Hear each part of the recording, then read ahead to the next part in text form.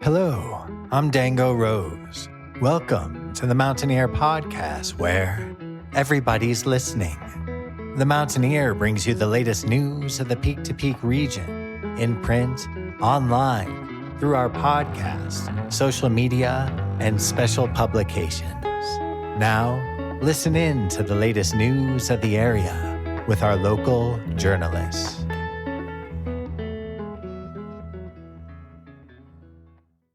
Hello, everybody, and welcome to Music of the Mountains, Where to Be and What to See, brought to you by the Mountaineer Podcast.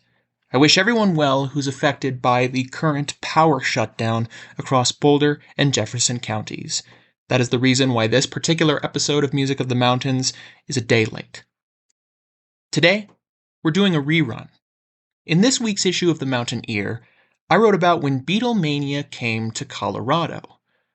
The Beatles performed at Red Rocks on August 26, 1964, and it's the only time they ever performed as a group in the state of Colorado. I wrote a history by researching online, but also with the help of a personal experience recounted by a man named Harry Tuft in 2023.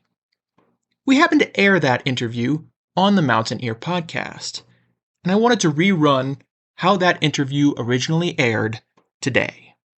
This is not just a story of how Harry Tuft met the Beatles at Red Rocks, though. This is a story of how Harry Tuft built a music legacy in the state of Colorado through the Denver Folklore Center and through Swallow Hill Music. We really hope you enjoy today's episode of the Mountaineer Podcast.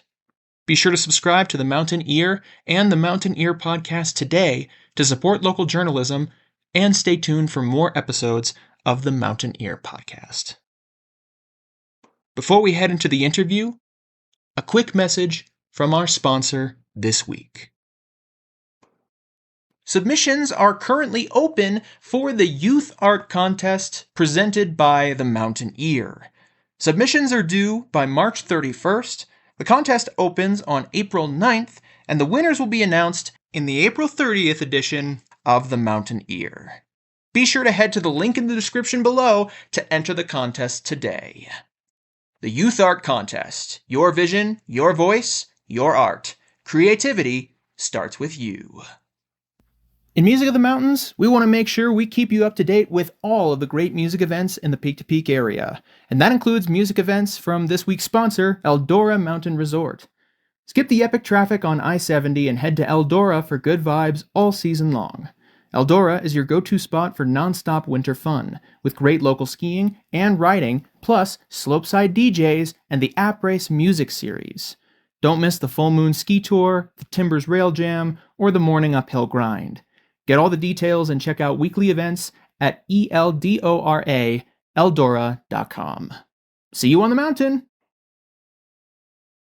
Do you mind introducing yourself real quick? My name is Harry Tuft, and I live in Denver. For many years ran a store called the Denver Folklore Center. I've been involved with a wonderful folk organization called Swallow Hill Music Association. And these days I am mostly retired, but I have sort of a second occupation as a singer and musician. And you were performing at the United Center when I conducted this interview, weren't you? Yes, I am. I'm performing with Rich Moore and with a group that I'm a part of called Grubstake. And our concert is October 28th, a Saturday evening in Idaho Springs at the center, and I'm looking forward to it. Just so you know, the other members of Grubstake will be shouted out later in this episode. But for now, let's talk about you, Harry. What's your musical journey been? Sure. Well, I grew up in Philadelphia in a Jewish family, and typical of Jewish families, the parents like to involve the kids in music, and so at an early age, I started to take piano lessons, and then a little later on, clarinet lessons, and through a counselor at a summer camp I saw a thing called a ukulele, which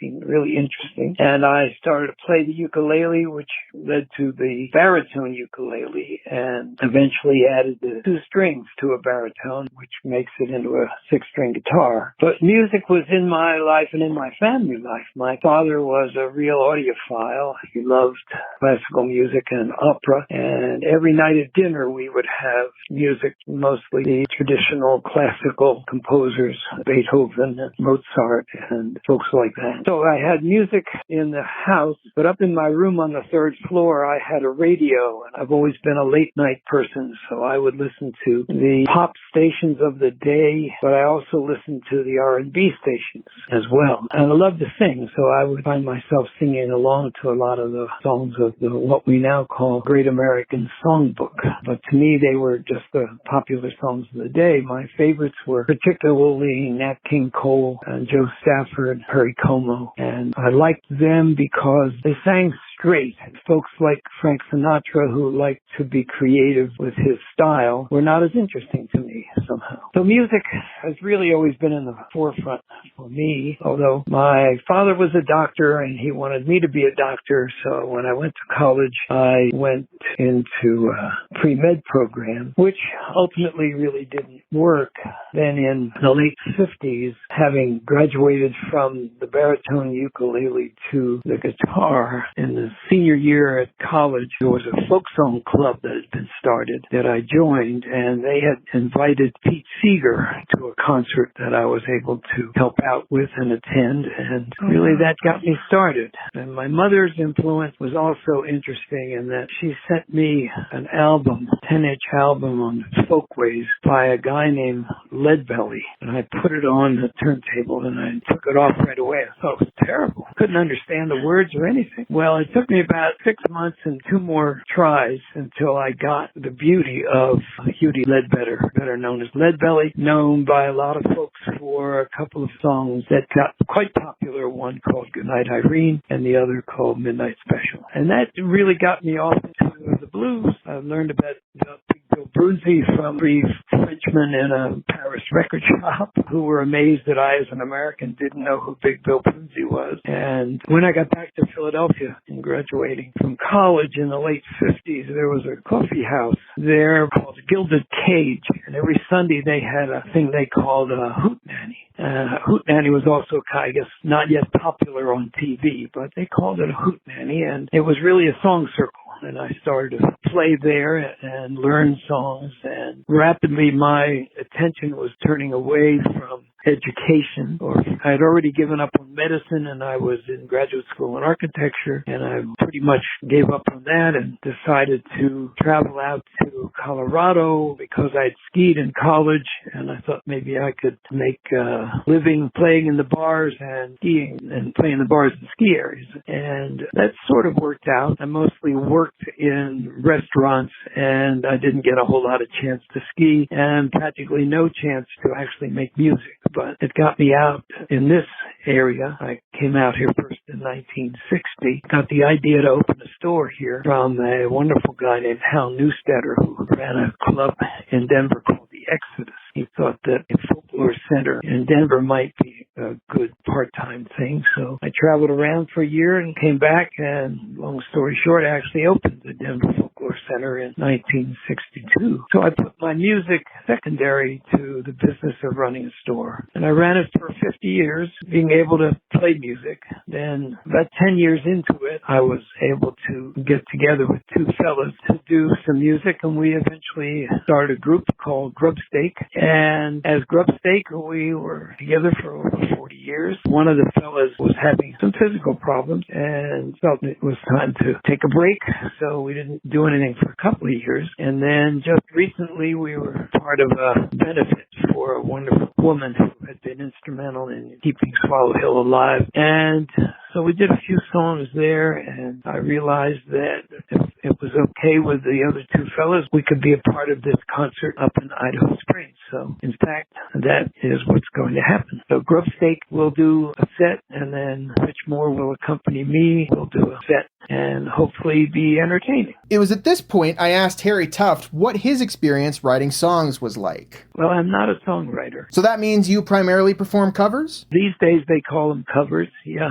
I used to say I do OPS, I do other people's songs. Somewhere along the way the label cover, so I guess you would say I do covers. But I also learned a lot of music, as I mentioned, out of the Great American Songbook. They were just songs of the day when I was growing up in the 50s. And by the 60s, when I got involved with folk music, I just gave up on those songs. And mostly I was taken with traditional folk, and I was really into the traditional side. The only non-traditional person I respected was Woody Guthrie. He was the only writer. And I was that way until this guy named Bob Dylan came along. And so I began to change my ways. And then in 1964, a man named Manny Greenhill called the store and introduced himself, and I knew his name from the magazines of the day. And he said that he was the manager of Joan Baez and wanted to bring her to Denver. Would I be interested in promoting her in a concert? And I said, well, Manny, you got two problems. One, I've never promoted a concert, and two, I don't have any money. And he said, well, as far as the first, I'll walk you through it. And second, I'll put up any money that's needed for deposits, and then I'll give you 10% of the gross. Well, at the time, Joan Baez was the reigning folk princess of the day, and I said, okay, I would do it. And so I arranged the concert at the Denver Auditorium Theater. It's now been turned into the L.E. Calkins Theater, but at the time, and it seated 2,200. Well, I sold it out, and that started me on a series of promotions that were really wonderful to do and helpful to the bottom line of my store. So when Joan Baez came in 1964 in March, she arrived by train. She didn't like planes. And she arrived alone, no entourage. But while we were driving around, she was looking from the two rock and roll stations, Kim and KBTR. She's trying to find Beatles songs. And here was this reigning folk princess who was enamored of the Beatles. And I thought that was just amazing and crazy. But it also opened up my eyes to the Beatles, and by that time I sort of was on my way to appreciating a lot of the American singer-songwriters, Tom Paxton and Eric Anderson, and later on Leonard Cohen and Randy Newman, wonderful writers, Steve Goodman. And then later, even than that, the writers that came out of Austin, Texas, Guy Clark and Lyle Lovett. And so my repertoire these days includes all of those things. And then, about 10 years ago, I suddenly realized that all these songs that were sitting in the back of my head, that were these Great American Songbook songs, were really pretty good songs. And so I actually started to try to play them. I play the guitar. I just play it to accompany myself. I just love to sing. And so my arrangements of those wonderfully more complicated arrangements of songs in their original, I would do in a sort of more folky way, but it seemed to work pretty well. And then, going on maybe almost a decade ago, Rich Moore and I started to do things together. And of course, Rich, who is a wonderfully accomplished guitarist, could add those great chords to some of those songs. So that's how things have evolved. Grubstake is pretty much a folky group. We do songs that are generally not known. We don't do the pop folk songs, but all our songs are, we hope and we think, entertaining and interesting, and many of them are ballads. We love ballads. And then Rich and I do a wide variety of things, anywhere from the Great American Songbook to rhythm and blues to folk. So it makes for, hopefully, a pretty entertaining evening. What stuck out to you about choosing which songs from the Great American Songbook you wanted to perform? Sure. Well, I think it's a combination. The ones that I enjoy always have an interesting, not always lovely, but an interesting melody. And they almost always tell some sort of a story. Although, of course, a lot of them are love songs, and the story is really just very often unrequited love. But I also have a fascination for chords and unusual uses of chords. The Beatles were incredible in the way they thought of chordal arrangements. putting different chords in where other folks might have put them. And so I'm a sucker for a story, and I'm a sucker for a melody. And when you put those together, it just comes out really well. I got into Nat King Cole when he was accompanied by a large orchestra, Nelson Riddle, and his biggest hits were with a large orchestra. But I learned about the King Cole Trio, which preceded those hits, and realized that Nat King Cole was an incredible player, and some of those songs are wonderful. So I do a couple of songs out of the trio, one called Straighten Up and Fly Right, another one called Frim Fram Sauce. And I also, on an album that I made a while back, do a song that I actually learned from one of those R&B stations in the 50s called Mint Julep. So I like lots of different kinds of songs, but I also know and can sing without any sheet music a number of ballads that go anywhere from 8 to 12 verses, just because I love the stories that are involved. Keep in mind, this guy, who basically just said that he still memorizes songs that are 8 to 12 verses long, is almost 90 years old. I couldn't help but keep the Joan Baez story in mind after being completely floored by it, and I had to ask, who else did you promote back in the day? Well, since Manny also handled Pete Seeger, I brought Pete Seeger, and then there was another wonderful promoter,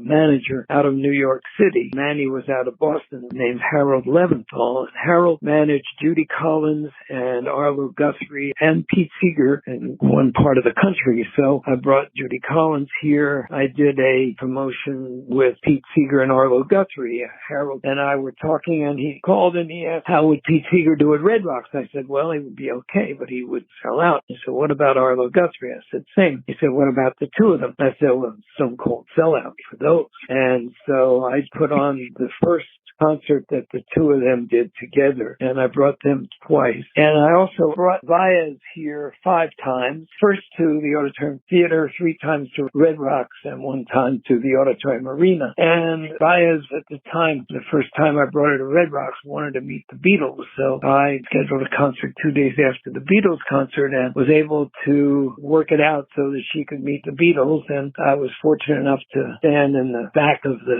dressing room and watch the 4 of them interact with Baez, which was probably the most outstanding memory that I guess. If I were to ask, what is one memory that you had? It was that experience. And then when they went on stage, we went, and basically we were backstage, but we walked out to the edge of the stage almost, and we looked back at the Beatles, and we couldn't hear them because even though the speaker was right above us, the screams of the kids, mostly girls, were so loud that they drowned out any sort of sound, and it was almost physical. You could almost feel the energy penetrate your body. It was pretty incredible. I also brought the Mamas and Papas to the Auditorium Arena. I did a series of concerts at the Auditorium Theater with a folk group by the name of Ian and Sylvia, a bluegrass group, Earl Scruggs, a Ravi Shankar, a wonderful Indian sitar master, and the Charles Lloyd Quartet, and that was spaced 6 weeks apart over several months. I did a love-in on the west bank of the Natural History Museum, what now is called the Museum of Nature and Science, with the Grateful Dead and Captain Beefheart and some local groups. So I had a chance to do a promotion that were really enjoyable. That is absolutely incredible. And through bringing all of these artists to perform at venues in Colorado and sharing your own music and sharing all of these songs from the Great American Songbook, what has stuck out to you most about performing live and sharing all of that music with an audience? Nothing beats a live audience. I started more than 20 years ago doing a once-a-month hootenanny at Swallow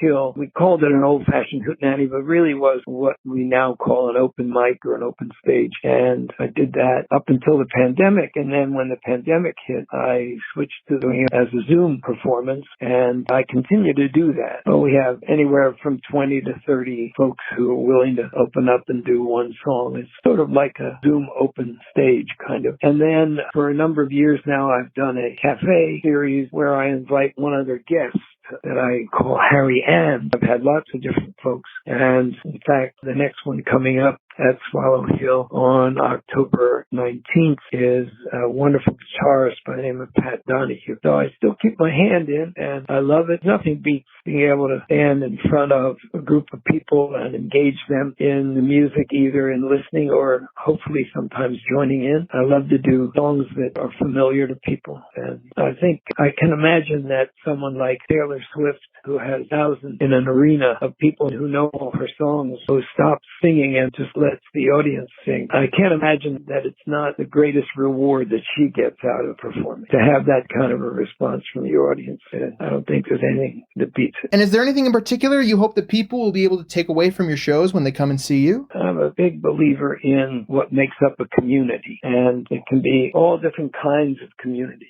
I was fortunate enough to be able to help establish Swallow Hill, and Swallow Hill has a wonderful community. I've been a part of lots of other kinds of communities, including the folks around Idaho Springs and Georgetown and Silver Plume. And the first musician I met in Colorado was a fellow named George Downing. And George and I were friends from that first week in December of 1960 until he died some years ago. George did a melodrama in Silver Plume for over 30 years. And they were all newly written every year. I think he did 34 of them. And George inspired a whole community of players and listeners up and down that, whatever you might call that valley, anywhere between Idaho Springs and Silver Plume. I actually got married in Idaho Springs, but that's another story. And so I always think of it as returning to Idaho Springs as being the area that I first came to, and it holds a very special place in my heart. Is there anything else you'd like to add? Well, I would say that I really love to sing. I've been really fortunate to have been able to find audiences that are willing to come and share my music, and particularly blessed with the association with Jack Stanesco and Steve Abbott in the group Grubstake, and delighted that we're able to reform to do some music. Making music, for me, there's nothing like it. It's just wonderful. I think I've probably bent your ear long enough. But I wasn't done bending his ear quite yet. Funnily enough, around the time that I conducted this interview, my dad had gotten into a tangent online where he started watching concerts from none other than Arlo Guthrie and Pete Seeger. I was very surprised that I was talking to the man who brought them together in the first place. The second time that I brought them, there actually was a recording truck from the Wally Hyder Studios in L.A. that recorded the concert, and apparently the truck followed them to several concerts. And I don't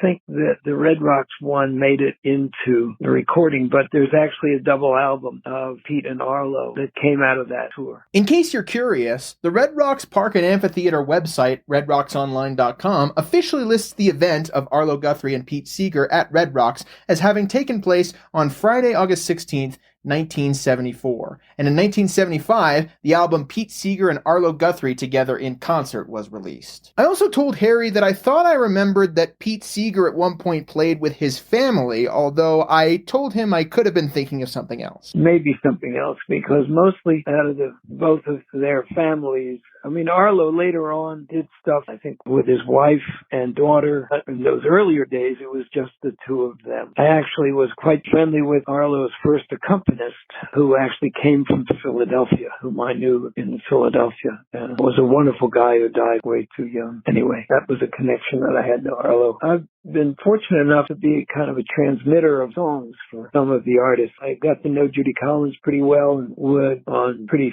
frequent occasion, send her songs that I thought were interesting, some of which she ended up adding to her repertoire. I actually sent a song to Arlo that was a Dylan song called Percy Song that he was looking for. And early on in New York City, I was friendly with a fellow named Dick Weissman, with whom I'm still friendly. And he was forming a group with two other guys called the Journeymen. And I was traveling from Philly to New York on weekends. And the other two guys were John Phillips and Scott McKenzie. And John Phillips later became Papa John of the Mamas and Papas. And we would sit around and sing songs. I sang all these songs that I'd learned from kind of a mentor of mine in Philadelphia. And sure enough, some of those songs ended up in John's repertoire. So I felt good that I was a bit of a transmitter of songs. What I may have actually been thinking of is a performance that happened much later Later with Arlo Guthrie and Pete Seeger with the Guthrie family at Carnegie Hall in NYC on November 30th, 2013, which you can actually find on the YouTube channel BDM. To be honest, I couldn't even stop bending Harry's ear after we finished this interview, which was conducted on October 2nd, 2023. No, I had to call him again for more clarification on a certain story. Remember how he said he got married in Idaho Springs and that was a story for another time? Well,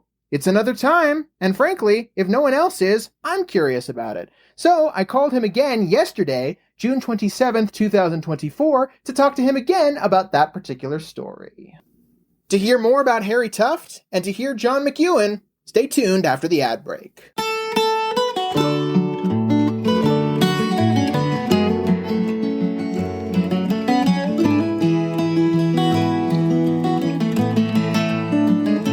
A roving on. Self-defense does not require athleticism. It just requires determination and a desire to learn. If you want to feel empowered, confident, self-assured, and safe while learning self-defense, then head over to Nederland Defensive Arts at the Nederland Community Center. To learn more, contact Sensei Carl Zondrecker at carlzondrecker@gmail.com or by calling 518-637-3106. Also be sure to check out a recent podcast episode promoting the school. Music credits will be given at the end of the episode. Or like some musical instrument that's just been laid to. Perhaps it's a trip to a foreign land. Welcome back. And now, to continue with Harry Tuft. Are you alright with talking about your marriage in Idaho Springs? Okay. Well, when I came out to Colorado for the first time, I had been given a tip on places where I could work, and one of them was in Georgetown, and that was actually the first place I went to. It was a place called the Holy Cat, run by Phil in Elise, Maine, and I went in and said I was a folk singer looking for work, and he said, come back Monday, you're hired. It was as easy as that, and my hope was to be able to make music. As it turned out, mostly what I did was wash dishes, wait tables, run the bar, and then if all of that was taken care of, then I would have a chance to make some music. It was really not the setup that I had hoped would be, but it was a way to get into Colorado. That was in December of 1960, and I was there for about a month. And a girl, we were pretty young at that point, that I had gone with in Philadelphia, where I'm from, but had broken up with, found out that I had come out to Colorado, and she made her way out here to follow me. Well, I'd been here for a month and probably feeling kind of lonely, so she wanted to stay, and I said, okay. But the problem with the two of us staying together, we couldn't afford two places, and we could not rent even a room or an apartment as an unmarried couple in Colorado in 1960. So I was working at the Holy Cat, and she had work, I forget exactly where actually, but I think it was in Idaho Springs. And we both worked until late in the evening, but I went to a justice of the peace on the Colorado Avenue in Idaho Springs and asked him if he would marry us at a late evening time, and he agreed. So that's what we did. I picked Jackie up and we drove to Idaho Springs, and we got married by this justice of the peace.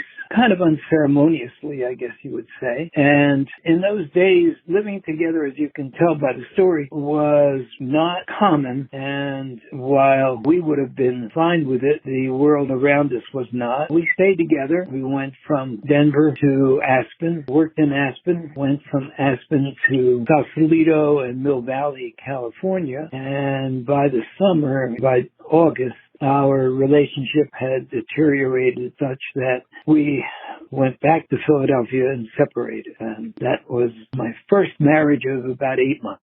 Do you mind if I ask if the split was amicable? If you guys kept in contact after that? No, it was not a happy separation. I was the one who wanted the separation. She did not. So it was not very amicable. And eventually it got dissolved or divorced. But she stayed in Philadelphia. I came back to Denver, and I'd gotten the idea from Hal Newstetter, who ran the Exodus Folk Club in Denver, that maybe a folklore center of the kind that was in the village would be something that a person could make a part-time living on. And having had that idea and not having any real prospect for anything else, and I was still on a leave of absence from graduate school in architecture, but I could see that that future was not going to work for me. So as a result, I decided that I would return to Denver, which I did, and started the Denver Folklore Center. Am I allowed to ask how many marriages you've had? Only 2. And are you currently married? No, I'm not. My second wife and I amicably divorced, but remained friends. And we have 2 daughters. The 4 of us travel together, and we have an uncommonly good relationship. And we lived separately in Denver, and now she lives in Chicago. But we meet up. A couple of years ago, I flew to Chicago. We took the City of New Orleans train down to New Orleans to the New Orleans Jazz Festival. And I feel very fortunate that we have had a very good relationship, that we're really very, very, very good friends and understand each other quite well. We were together for 29 years before we separated. And so the family that is able to stay together as we have is really better off. I don't think anybody would dispute that. I felt kind of bad focusing on Harry's personal life for so long, so I wanted to switch back to the Denver Folklore Center, because I read online, admittedly on Wikipedia, that Harry initially owned and founded the Denver Folklore Center, then sold it, then bought it back, then ultimately moved on. And I wanted to ask him if that was true. Yes, that's true. Well, I started the store in 1962. By 1979, it was really not profitable. I had gotten folks together to start Swallow Hill using the concert hall and the school. Both of those entities I had developed over the years. So Swallow Hill was able to continue, but I closed the retail aspect from that location on 17th Avenue. At the same time, my repair shop manager, Rick Kirby, wanted to continue. So I gave him the inventory and the name, and he opened up on South Broadway, where he tried to make a go of it for 3 years. And when it was clear that it was not going to go any longer, I came back in, paid off the debts, and reclaimed the name. Swallow Hill had been in that building as well when that entity closed in 82 or 83. Swallow Hill continued finding places to work from in order to do concerts and instruction, eventually coming to South Pearl Street, Jewel Avenue in South Pearl. After 10 years of doing other things, I decided to reopen the store and found a location just across the street from Swallow Hill, which seemed like a good idea. And so that was in 93 that I started the Folklore Center up again. In the interim, a couple of other similar kinds of stores had opened that also had a pretty good run, one of which is the Old Town Pick and Parlor in Old Town, Arvada, run by Kit Simon, and it continues to this day. And Kit's is mostly an instrument shop, whereas my shop started as a real folk shop with not just instruments, but recordings and books and accessories and lessons, things like that. And as the world turned more toward guitars as a business, my shop became more of a guitar shop. And when I did finally sell it in 2016 to Saul Rosenthal and Claude Brockfeld, it really was essentially a guitar shop, and it was a guitar shop that they were most interested in having. So I assume that your primary focuses right now are Swallow Hill and your music career. Yeah, I mean, I honestly don't do anything more at Swallow Hill than the performances that I do, although I'm available for any consulting or any ideas that people seem valuable and ask me for. But it is a wonderfully run organization that has done incredibly well over the years. So I turned my attention to performing, really. And the other thing is I accumulated an awful lot of stuff over the years. I used the store as a repository for that stuff. Ended up with a couple of storage units, which I worked pretty steadily at trying to lower down. And I'm actually having an event in July coming up next month on the 28th that's based on the fact that a friend of mine who wanted to support a portrait artist had the artist make a portrait of me at Swallow Hill. And on the 28th, we're going to have the dedication of the portrait. I'm going to bring a lot of the stuff that relates to Swallow Hill and the Folklore Center to that event to give away. And then we'll have a song circle, folks sticking around just to play some music. There'll be in a StoryCorps kind of a booth for people who care to talk about sort of the old days to do that. We can archive some of those memories, and that should be an enjoyable afternoon. And I assume the show that you talked about in the previous interview is also still going on. Yeah, Harry Ann starts up again in the fall, in September. We'll try to do about 5 a year. And yeah, I'm still negotiating for my September artist, but I'll announce it as soon as I have it nailed down, so to speak. And I still do Zoom Hoot. There'll be another Zoom Hoot a week from tomorrow that I do with any performers who'd like to come online and play a song, sometimes 2 songs. I wanted to clarify something that happened during this second interview. During this second interview, I gave a bit of a prelude that didn't end up making it into this episode. But the way I introduced him, it sounded like I said his name was Harry Tufts with a plural instead of Harry Tuft as a singular. Now, I did not say Harry Tufts, but the way it came through in the phone, it definitely sounded like I did. So I just wanted to clarify that, especially since it sets up this joke. I answer to anything, particularly if it's lunchtime. Thank you so much to Harry for coming on board and joining us for the podcast, not once, but twice, even though this is the first time we're in either interview. You can check out the article that I wrote for him promoting his show at the United Center with Rich Moore and Grubstake in the October 12th, 2023 edition of The Mountain Ear. You can also see more of him online. I found a couple of different things from him, even though I believe his website, harrytuft.com, is officially taken down. I found an interview from him with the National Association of Music Merchants, and I found out that he was inducted into the Colorado Music Hall of Fame on February 12th, 2012. You can find tons of stuff like this online. Just search for Harry Tuft. I'm sure you'll find some of that stuff. In 1976, he released an album called Across the Blue Mountains, which is actually available at least on Spotify. I've not been able to find his other albums online. Grubstake from 1977, Favorite Folk Songs minus Guitar, and his brand new Harry Tuft and Friends album, Treasures Untold. However, I do have a copy of Treasures Untold, so I'm sure you can find it somewhere online wherever CDs are sold. Thank you so much, everybody, for tuning in to this week's Music of the Mountains, Where to Be and What to See, brought to you by the Mountain Ear Podcast. We'll be back very soon with another episode. If you have any suggestions or questions about the paper or the podcast, be sure to reach out to me at media@themountaineer.com, my co-host Tyler Hickman at tyler@themountaineer.com, our editor-in-chief Barbara Hardt at info@themountaineer.com, or to frontdesk@themountaineer.com. This interview was originally aired in the second retrospective episode of the Mountain Ear Podcast, which also featured an interview with John McEwen of the Nitty Gritty Dirt Band. Be sure to check out the full episode to hear from John as well. We'll see you guys very soon. Have a great rest of your day.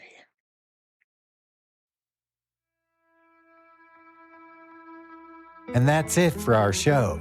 Subscribe online to get more access to more news, weekly updates to our community calendar, and a link to our YouTube channel by visiting themountaineer.com.